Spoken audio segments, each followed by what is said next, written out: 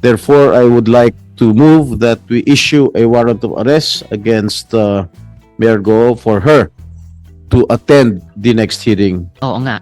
The chair rules to cite in contempt. Therefore, I would like to move that we issue a warrant of arrest against Mayor Go for her to attend the next hearing. Oo nga. The chair rules to cite in contempt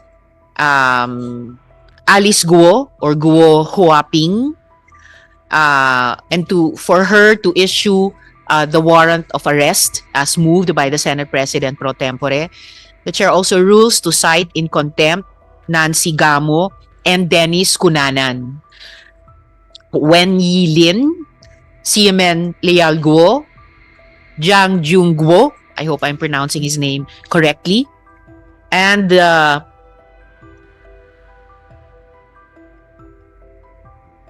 Sheila Leal Guo, Wesley Leal Guo, and resource persons, invited resource persons, Cruz, Pujante, Alpas, Ong, De La Serna, and Mendoza. And Madam Chair, I just read the letter of explanation from Mayor Alice Go, and in the second paragraph, ang sinabi niya, I have already sought professional help, but the medical professionals that I have consulted refused to issue a medical certificate stating my condition for fear that they may also experience the humiliation and ridicule that I am going through. Madam Chair, I suggest that she be attended by a government doctor para siguro malaman natin ang buong katotohanan. And I think this letter of explanation is totally unacceptable. Therefore, I would like to move that we issue a warrant of arrest against Mayor Go for her to attend the next hearing kung meron man. I so move, Madam Chair. Maraming salamat, Sen Jinggoy. Before the chair rules on the motions regarding contempt and issuance of a warrant of arrest, and for that the chair thanks the Senate President pro tempore dahil sinabi na rin po ng SP na before this hearing, no, in public sa media, na he is prepared to sign the arrest warrant. Bago noon, before ruling on the motions for contempt and the motion for additional subpoenas, the chair concurs with Senators Nancy and Jinggoy regarding their estimation of the letter of Alice Guo. The committee is in receipt of that letter of Alice Guo seeking to explain her absence again today. Wala po itong kalakip na anumang medical certificate. So the chair also welcomes the offer of the Senate President pro tempore. Binanggit na rin ni SP that the Senate could arrange for a government doctor to attend to her or kahit yung sariling Senate clinic natin dito. And also the chair recalls that in a previous also big investigation, there was a resource person there who actually cited mental health concerns, but she still testified despite her mental health issues ascertained by a medical doctor. So samantala ito pong kay Alice Guo, walang kalakip na anumang medical certificate ang kanyang letter.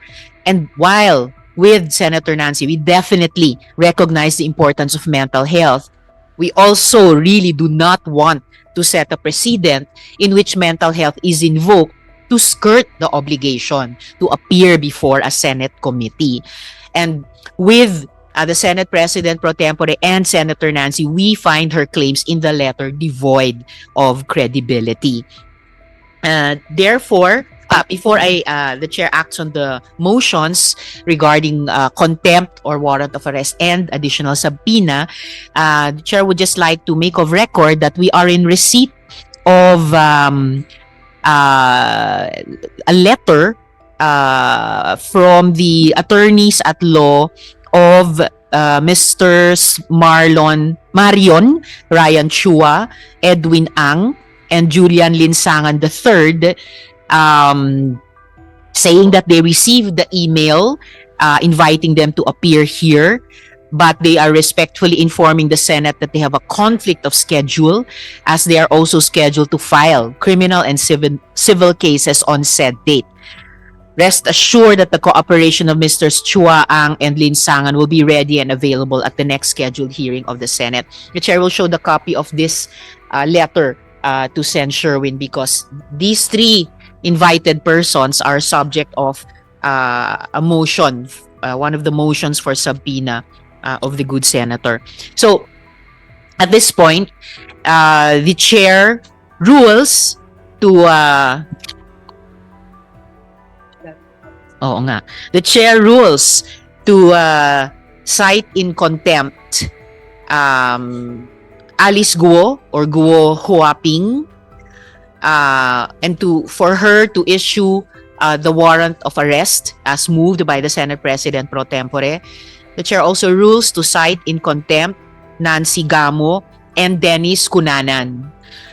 Additionally, the chair rules on the motion of Senator Sherwin to cite in contempt Wen Yi Lin, Siemen Leal Guo, Jiang Jung Guo, I hope I'm pronouncing his name correctly, and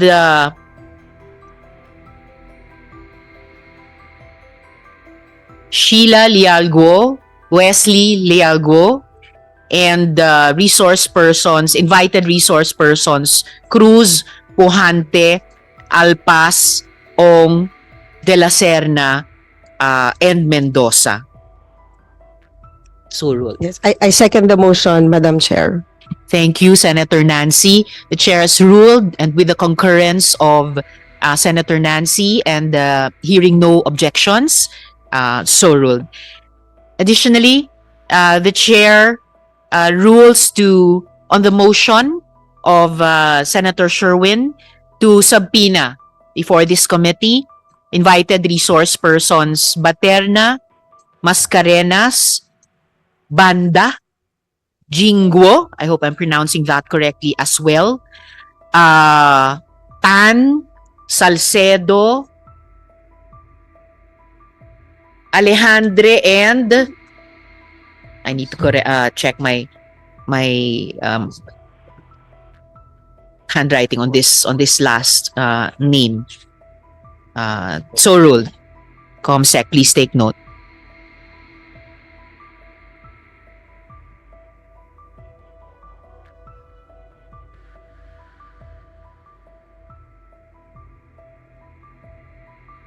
Madam Chair, if I may. Yes, Sen. Jinggoy.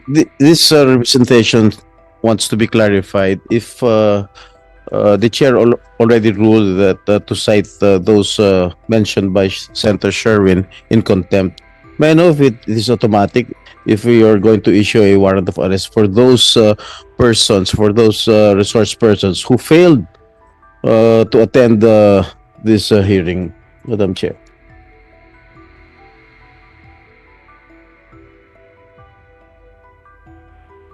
1 minute suspension. Yeah, thank you.